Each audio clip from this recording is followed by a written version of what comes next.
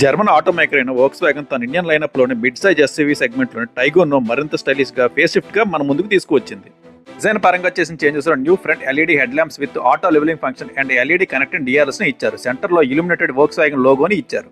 Front బంపర్‌ని redesign చేస్తూ new dual tone బంపర్‌ని గ్లాసీ బ్లాక్ ఫినిష్‌తో ఇచ్చారు. ఫాగ్ ల్యాంప్స్ ఇవ్వలేదు. ఈ బంపర్‌లోనే 4 ఫ్రంట్ పార్కింగ్ సెన్సార్స్‌ని ఇచ్చారు.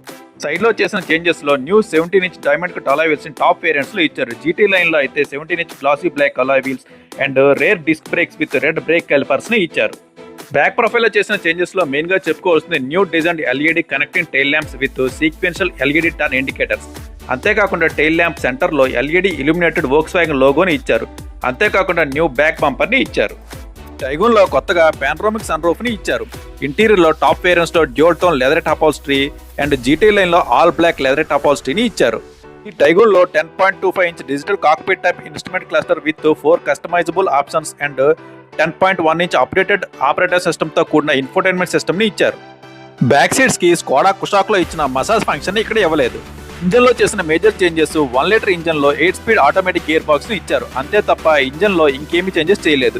ఫైనల్గా performance, safety, reliability and premiumness కోరుకున్నవారు ఈ న్యూ టైగూన్ను కన్సిడర్ చేయొచ్చు.